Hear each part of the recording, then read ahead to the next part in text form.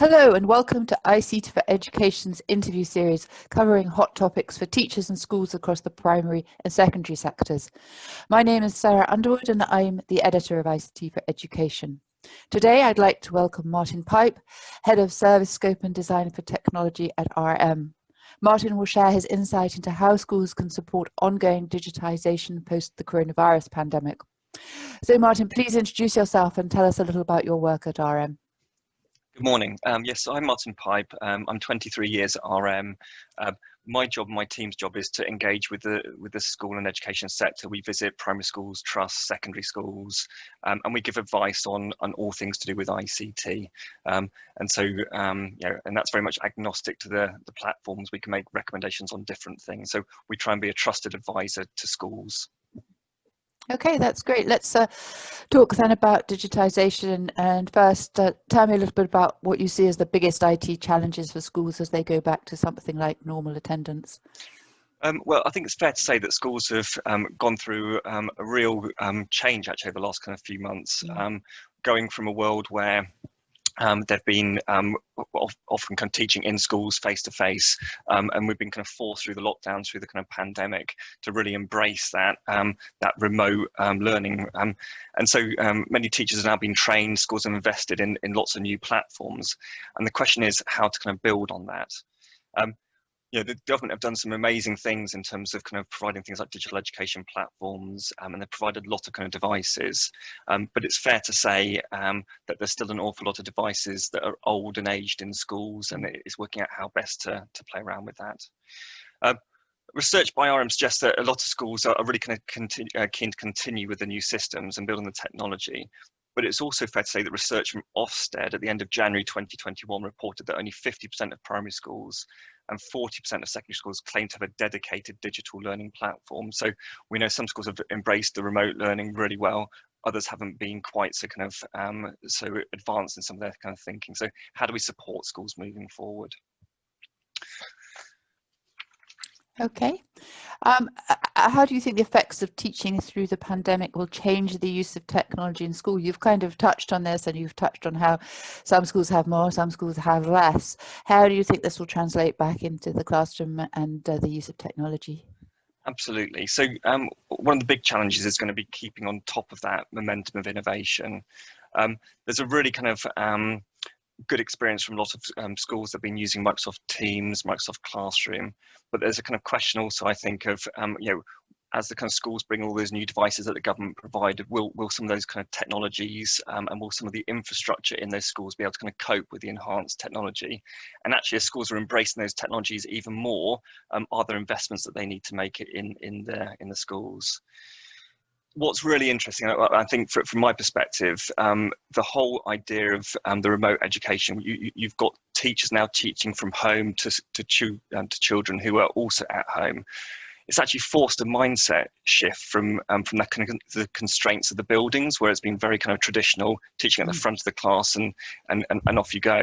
And actually, if you consider that approach, where now this kind of platform and the pandemic has actually allowed people to think about accessing their learning at any time, on anywhere, in any device, that freedom in terms of that constraint of the building actually allows kind of the art of the possible to really happen. So back before the kind of pandemic, RM did lots of research, and many teachers actually kind of questioned the value of technology could bring. And we now believe actually that mindset has largely kind of changed. We're seeing schools now where blended learning is is becoming kind of far more of a reality, and that's where teachers do face-to-face time, and that's very precious. And they're asking pupils, and they're encouraging pupils to work outside the lesson, do their own research, think about how they can do and collaborate with their peers, and then they're coming back to that with a teacher and actually getting the most of that kind of precious time. The technology has actually also improved the way that schools communicate. That's between parents, between teachers, with governors and trustees. So the likes of Zoom calls that we're on, Teams calls, Google Classrooms, that's become an absolute traditional way of actually kind of engaging.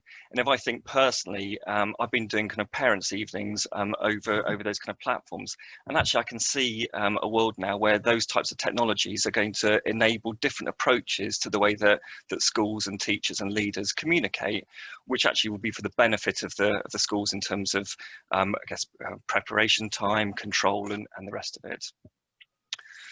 The biggest topic on a lot of head teachers' lips was teacher workloads, and I think it's pretty fair to say that with things like Google Classroom, with kind of things like Microsoft Teams, actually there's a lot more efficiency that's kind of built into those kind of platforms. The ability to do live marking, the ability to kind of hand work out, the ability to kind of share kind of workload and collaborate across the estate, where kind of teachers' lesson plans can kind of be supported and built on by other teachers.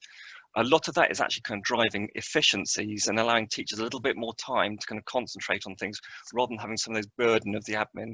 And I think that's kind of where some of those kind of real kind of fundamental shifts since the pandemic and since people have been forced to use some of these platforms, actually that art of the possible and seeing the benefits of that.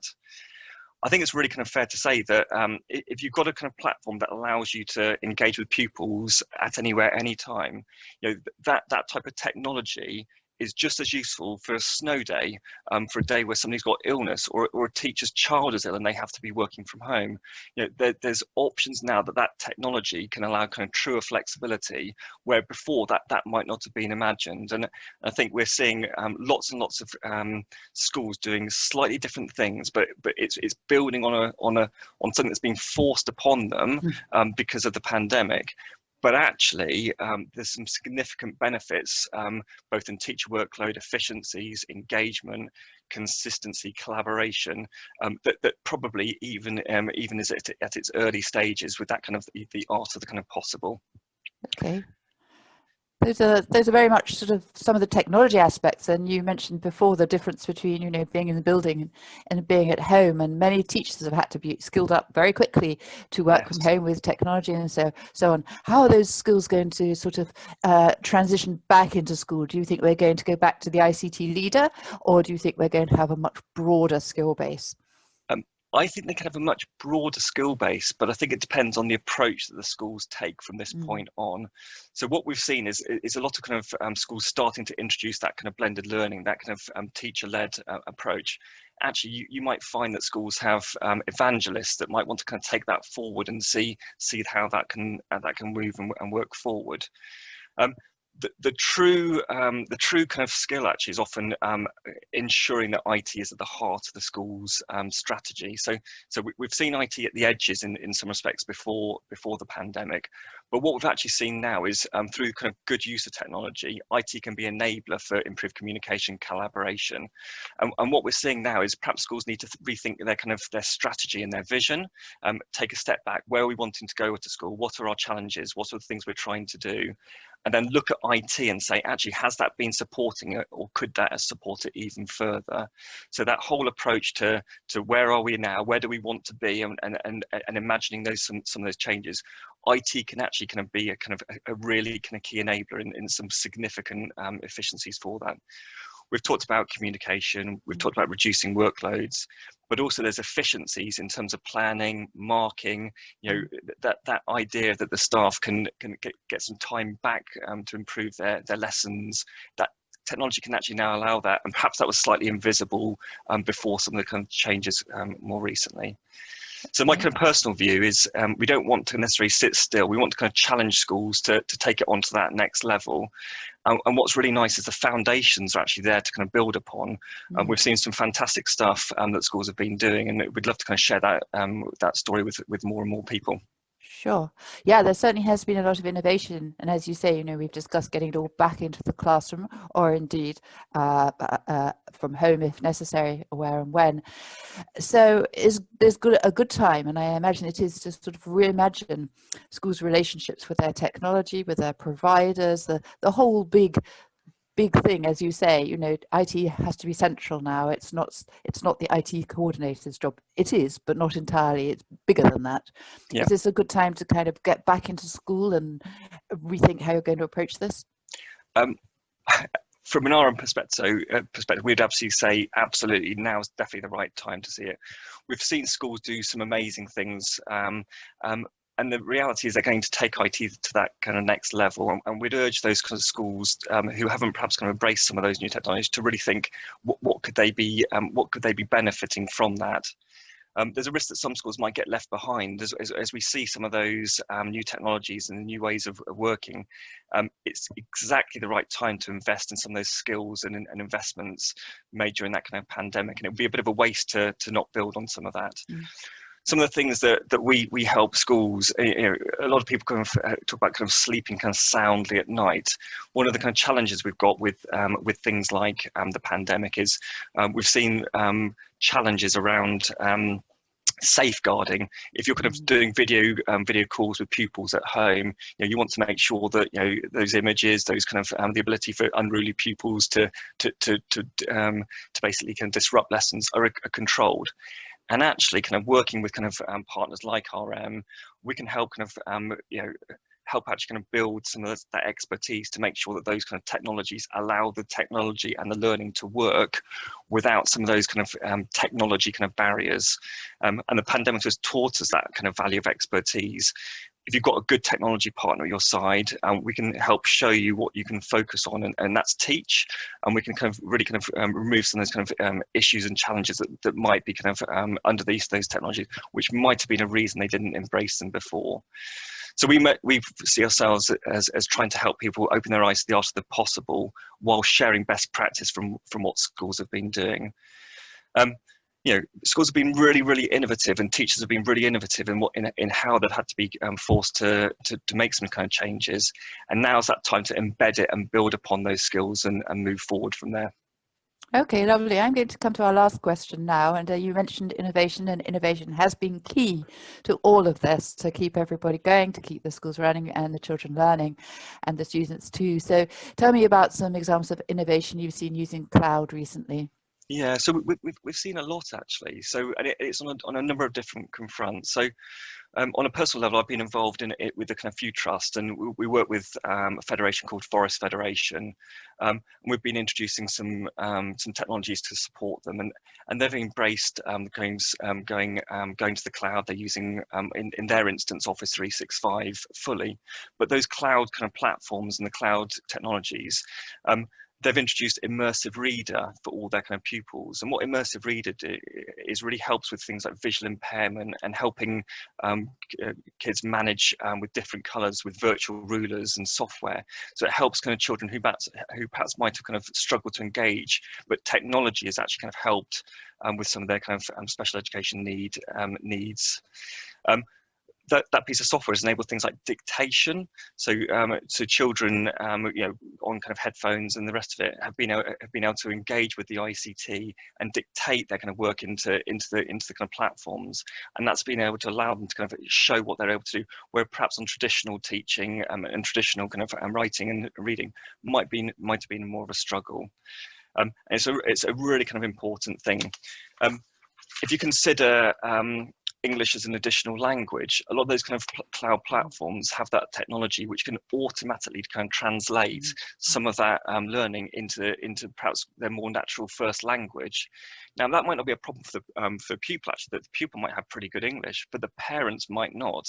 So with the ability for the pupils to show their parents what they're doing and that being translated live, it gives a really nice kind of engagement for the community.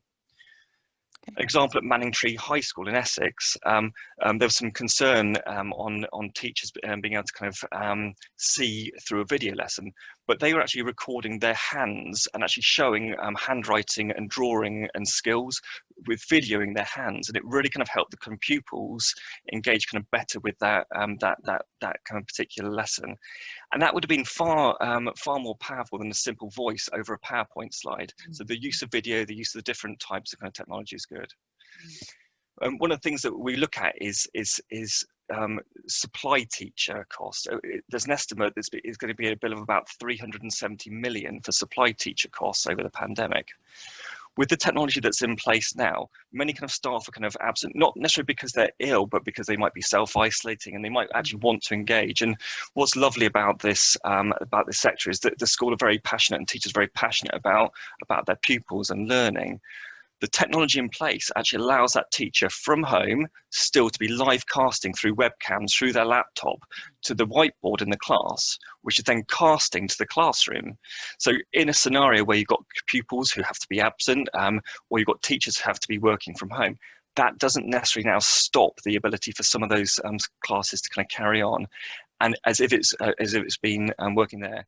And that just takes a bit of technology. It takes a bit of kind of extra support in the class and a partner to help you kind of work through some of that. So there's a kind of cost saving and efficiency side of things there. You know, some little more mundane things. We've helped school go to things like telephone-based or broadband-based phone systems. One of the things that allows is teachers can call pupils from home, but it appears to the pupil they're calling from the school number. Again, it's kind of the technology is allowing the separation of the kind of the constraint of the school on so many kind of different fronts.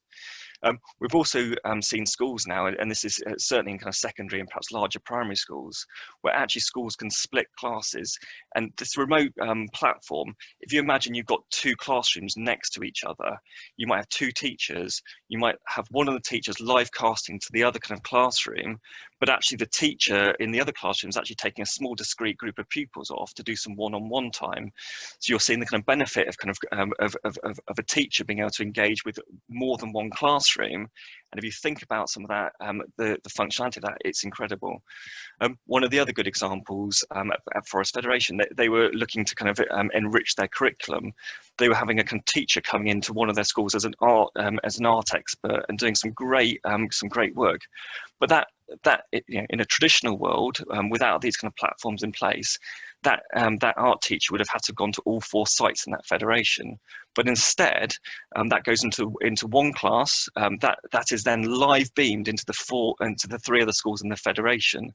So all the schools are benefiting from an enriched curriculum that's in one location, but through the technology that's been set up. And that takes a bit of time to kind of get that working. And that's why the strategy and vision is really, really important, because what you need to think is that art of the kind of possible. And if I take a step back, when you're thinking about the pandemic and these kind of platforms, when you really think about that, removing the constraints of the building, and you think about anytime, anywhere learning, anytime, anywhere delivery of it, the art of the possible becomes really quite impressive. Okay, thank you. The art of the possible, and hopefully consistency, continuity and innovation as schools reopen from March. There's obviously a lot of potential that's built up over the period of the pandemic. So that's really helpful, Martin, to talk a little bit about how things might shape up and how beneficial this could all be long term. So thank you very much indeed, Martin, and thank you to all of you who've joined our conversation. Martin, if people would like to get in touch with you, do you have a work email you could share? Yes, please. Yeah, feel free to get in contact with me directly. It's mpipe@rm.com. Or get in touch at rm.com as well. So there's a number of telephone numbers and the rest, but yeah, search us on the website, get in contact with me directly. We'd love to listen and support your schools like we do with many schools around the kind of country. Excellent. Thank you very much. Thank you, Martin, indeed. And thank you all. Please send us any ideas for further topics you'd like to discuss during our conversation series. And if you'd like to even speak, then let us know too. We'll include as many topics as we can. Many thanks and goodbye.